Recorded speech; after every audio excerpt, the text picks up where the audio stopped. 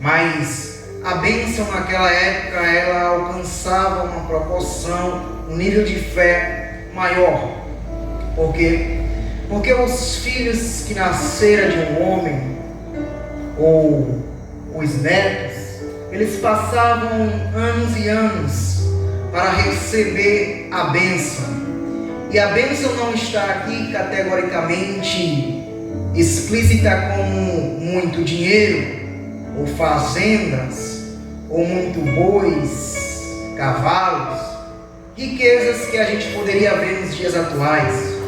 A bênção está descrita como alguém que já alcançou um nível maior de sabedoria, de inteligência, de convivência com Deus. Chegar para alguém e estender a sua mão direita e dizer que o Deus cujo eu andei esteja com você, te faça prosperar por onde quer que você andar.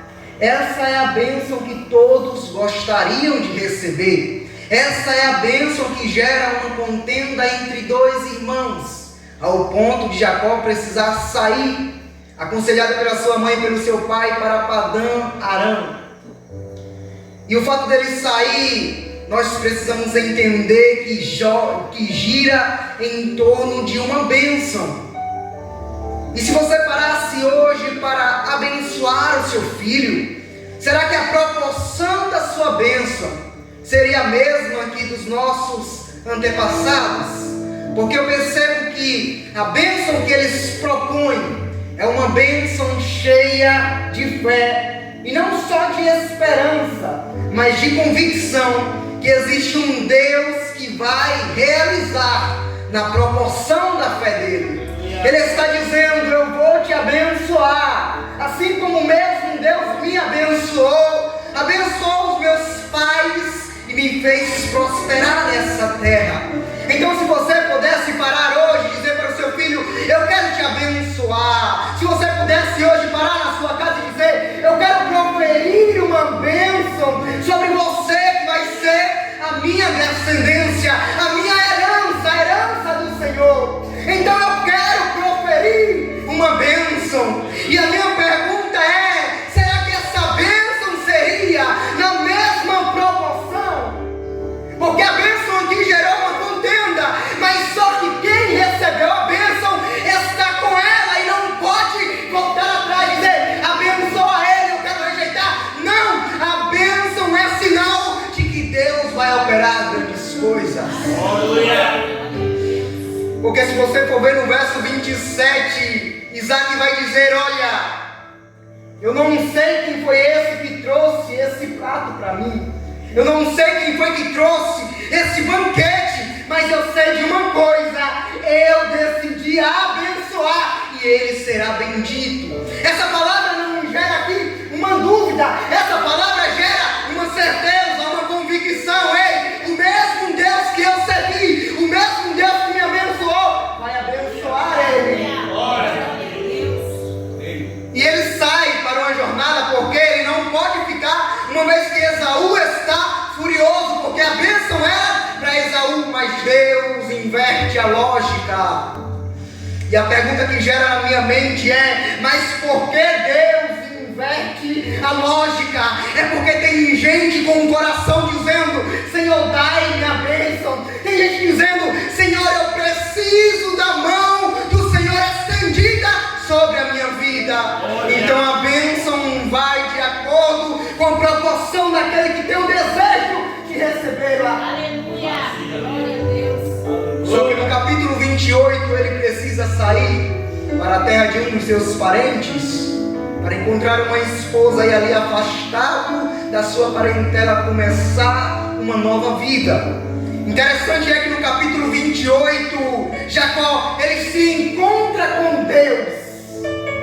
E Deus, queridos, ele não fica reservado a um único lugar. Deus, ele pode te alcançar na tua casa, no teu trabalho, por onde você passar. Deus pode dizer: olha, para um pouco, porque eu quero conversar com você. Ei, espera um pouco, como foi dito aqui. Ei, calma, coloca o teu coração diante de mim para descansar a tua alma. Deus dá momentos para te dizer: é necessário necessário dar um stop. É necessário parar e dizer: Senhor, chega aqui porque eu quero conversar contigo. E isso acontece com Jacó. E o lugar não está descrito, mas quando ele está naquela jornada, Deus resolveu aparecer a ele. Quando ele para descansar, Deus se manifesta. E Deus se manifestando, Jacó vê um espaço aberto no céu, uma escada de alto, de cima a baixo, anjos subindo e descendo, e Deus no seu sublime trono de lá de cima, observando tudo. Glória a Deus. Aleluia. Aleluia. E ele se encontra com Deus.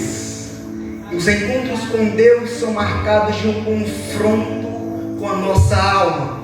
Porque ele fica tão estremecido que ele vai dizer verdadeiramente: esse lugar é a casa do Deus vivo. Só que ele não para nesse cenário. É necessário percorrer uma jornada. E todas as vezes que Deus nos chama para vivenciar algo fora do comum, é necessário pagar um preço. Ele sai, você vai observar, e todas as vezes Deus esteve cuidando dele. Porque existe uma promessa sobre a vida dele. Existe uma bênção que parte desde a vida de Abraão. E a bênção de Deus não cai por terra.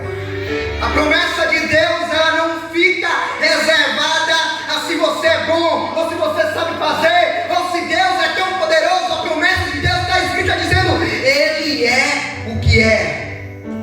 Eu sou. E isso está claro que Deus, Ele pode operar todas as coisas.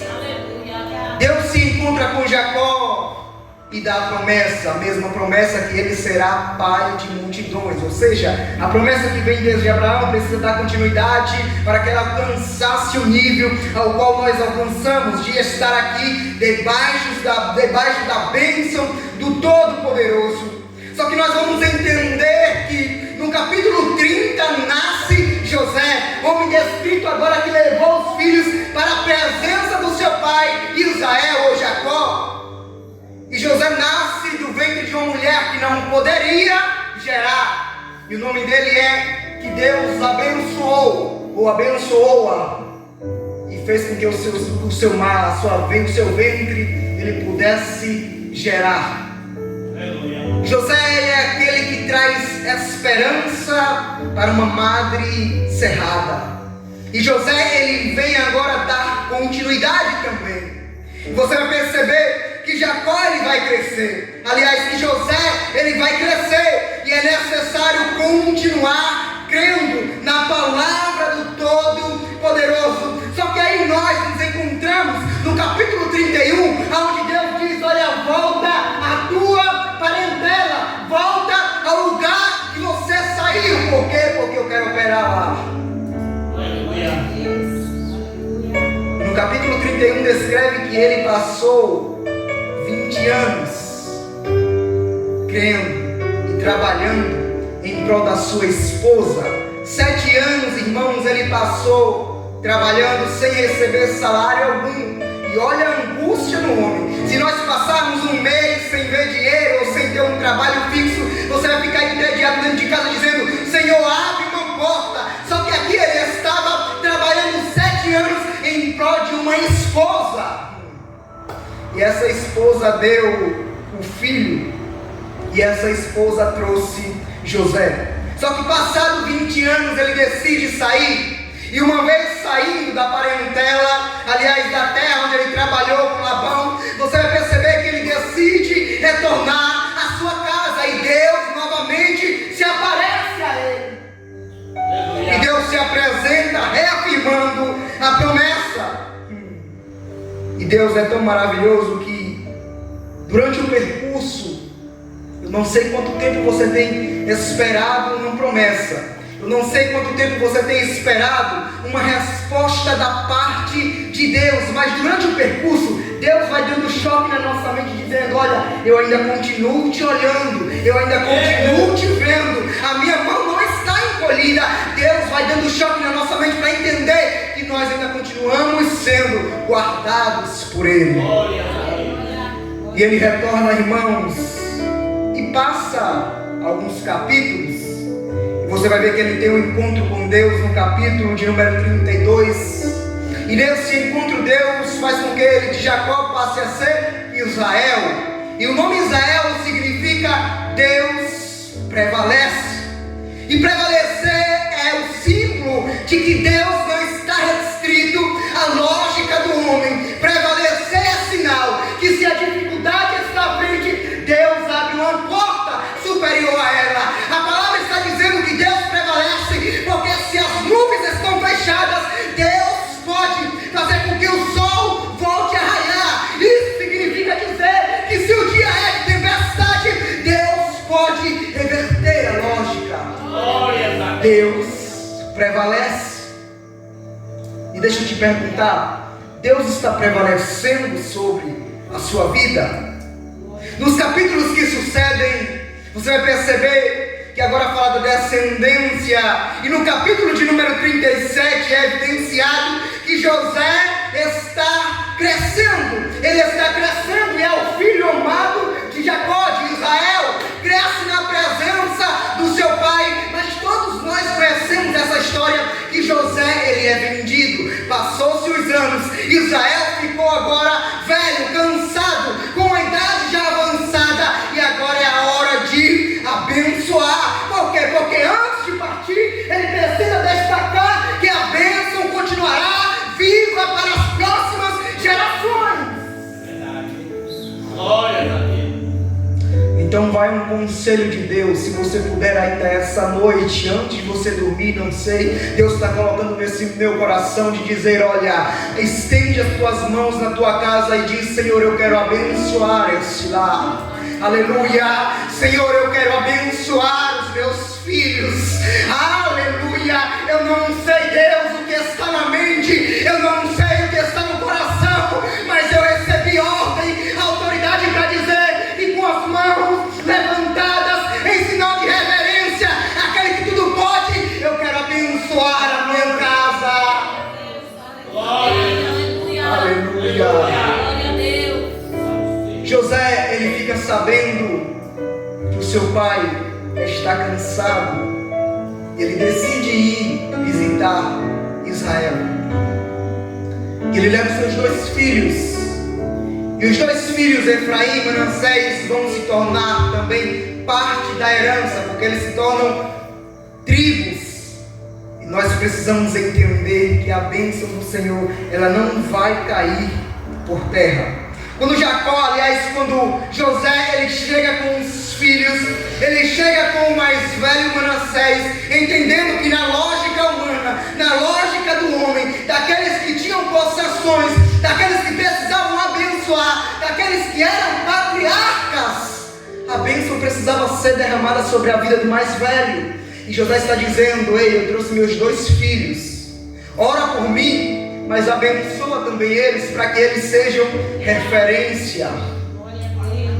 E quando ele chega nesse cenário, Israel, ele se prepara para receber.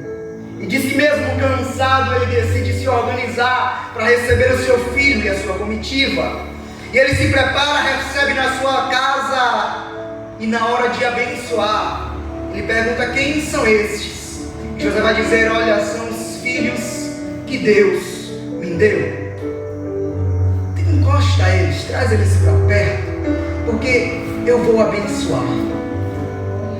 Só, irmãos, como eu disse, o óbvio era abençoar o mais velho. Só que quando é colocado diante de Israel, ele inverte as mãos.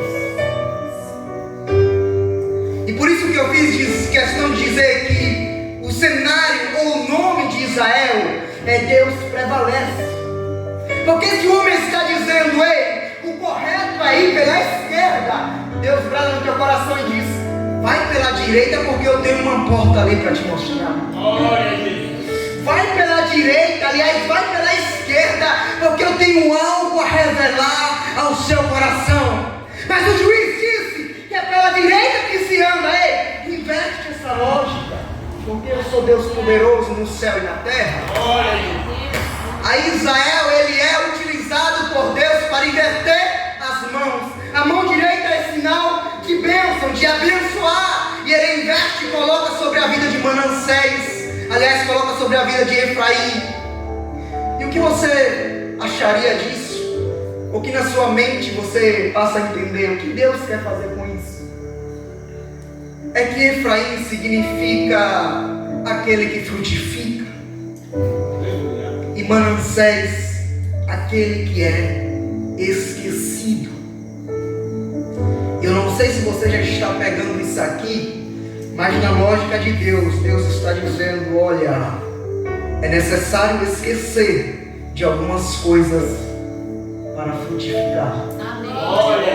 Glória a Deus. Eu não sei se você vai pegar a proporção que tem essa palavra. É necessário esquecer, é necessário deixar para trás algumas coisas para prosperar, para ir adiante na lógica de Deus. Eu não vim com a palavra dizer: ei, para com isso, deixe aquilo. A sua mente, seu subconsciente vai trabalhar. Eu não sei, mas a palavra que Deus colocou foi dita: ei, é necessário esquecer. Aleluia. Para prosseguir. É necessário pagar um preço para ver a manifestação da glória de Deus. Por quê? Porque os dois são tribos, mas a palavra está escrita, ou está descrita como Manassés. Efraim vai ser maior que Manassés. E isso acontece quando Israel fica dividido entre dois povos. O povo passou a entender que Israel também poderia ser dito como Efraim, um povo de destaque para aquela nação. E Efraim, ele é sinal de que Deus reverteu a lógica e Deus não deixou a promessa cair por terra. Então o que gera na nossa mente é: o que eu preciso abrir mão para continuar frutificando. Bora para a Bíblia? Bora para a Bíblia. Aí o texto que eu li, Jesus vai dizer em João que, olha, é necessário que a semente ela caia na terra. É necessário que a semente ela venha morrer. Para quê? Para que ela possa frutificar. Eu sei que aqui todo mundo conhece e entende de roça e entende de plantação, que uma simples semente ela precisa ser enterrada para gerar um fruto. E qual é o preço que nós precisamos pagar para ver os frutos da parte de Deus? Jesus vai ensinar: olha, verdadeiramente, se o grão de trigo não cair, ele não gerará o fruto que é necessário. Claro que ele está fazendo uma amostração reservada para ele, dizendo: olha, eu preciso morrer, eu preciso padecer, para que se manifeste a glória de Deus sobre essa nação.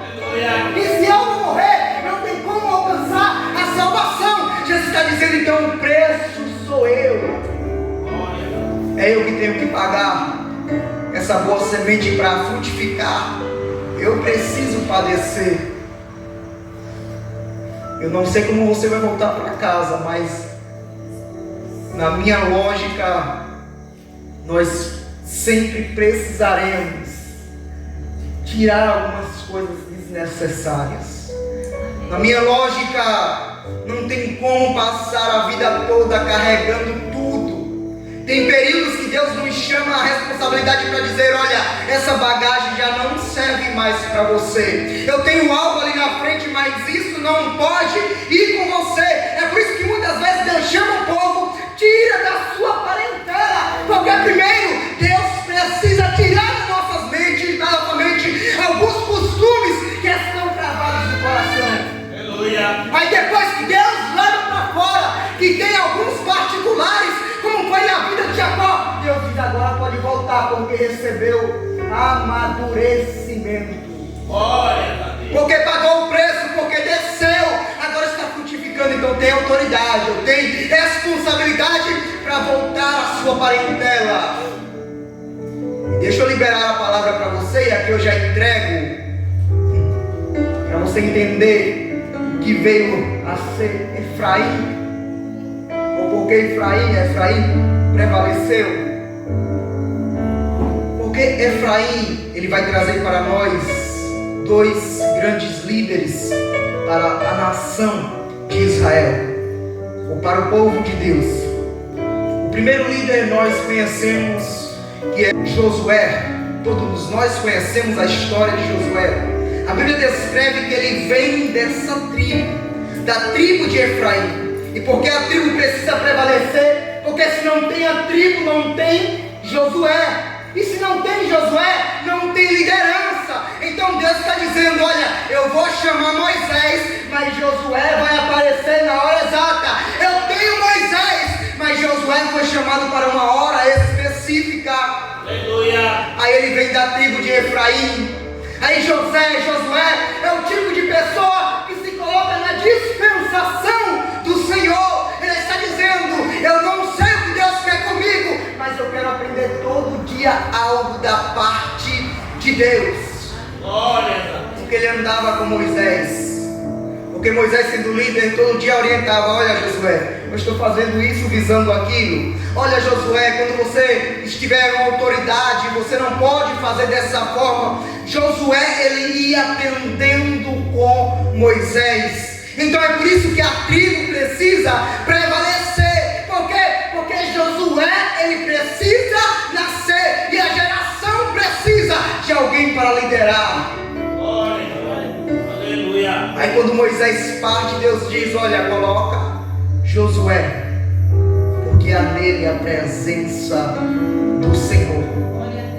E Josué, ele se depara com um povo numeroso, mas ele não desiste do chamado. Deus dá a promessa de ser forte e corajoso. Não pode desanimar. Ei, se agarra a palavra do Senhor e caminha e anda, porque eu vou te fazer um homem próspero, um homem de autoridade sobre essa nação. Mas Josué precisa sair do seu comodismo de dizer: eu tinha Moisés, agora não tem Moisés, tem Josué, é Josué, mas Deus está com ele. E Deus, estando com seu povo, pode caminhar, porque Deus te auxilia.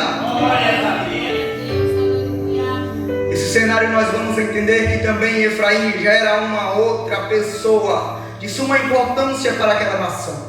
E que pessoa é esta? Essa pessoa é Débora. Porque Débora, ela se apresenta como uma mulher que é referência para aquela nação. Num período onde o povo estava fazendo o que bem queria, o que estava no seu coração. E eu entendo que na lógica, se imaginar, era praticamente o que nós vivemos hoje. Ou seja, se eu quero uma igreja onde não precisa de Deus, é só louvor e corinho, Deus não precisa se manifestar. Por quê?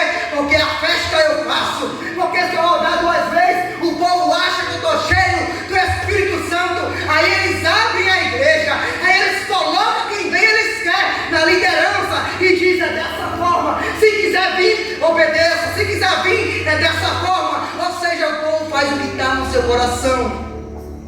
Mas quando Deus chama a igreja do Senhor, Ele dá as instruções. Aleluia.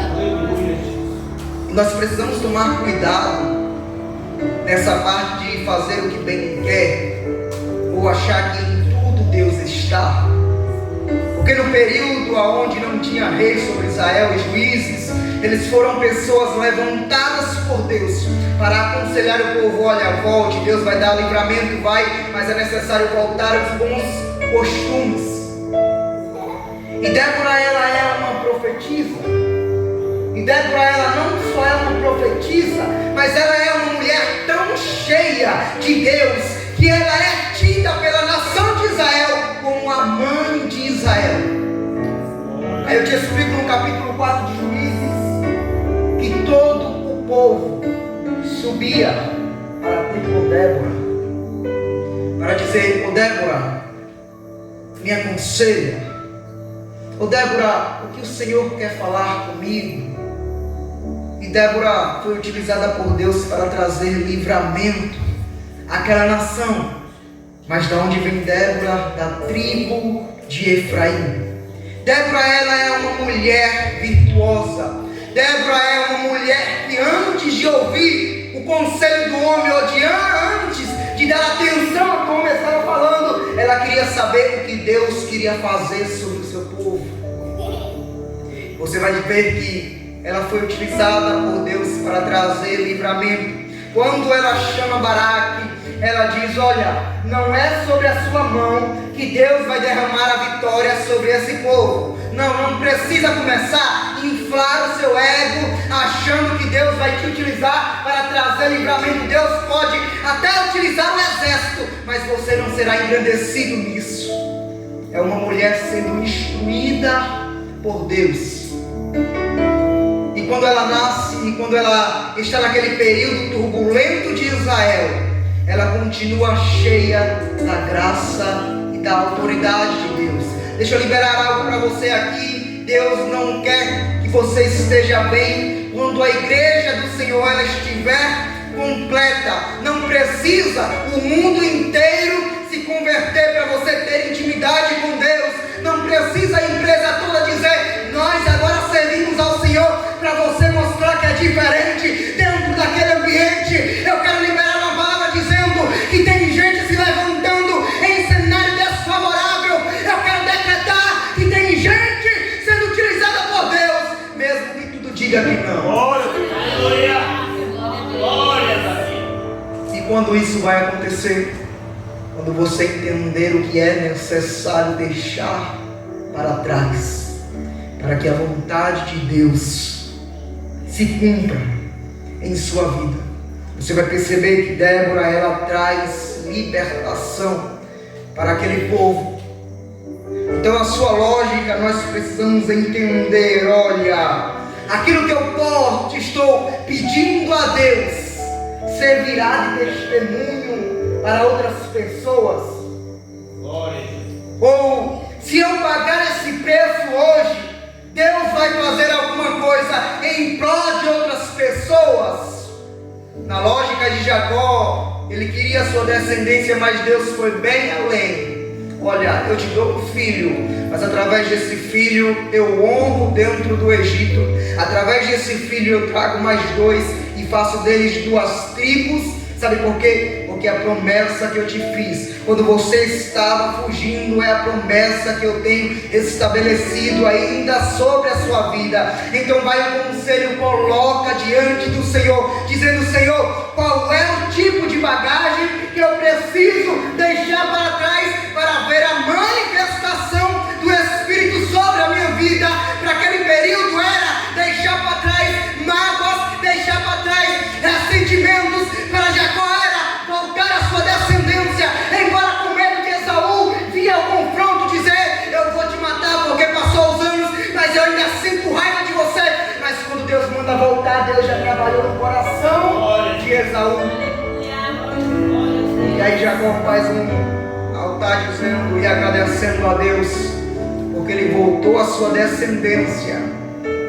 E a pessoa a qual ele mais amava não tinha mais mágoa no seu coração. Só que para isso foi necessário caminhar. Só que para isso foi necessário abrir mão de alguns desejos. Para isso foi necessário abrir mão do seu conforto.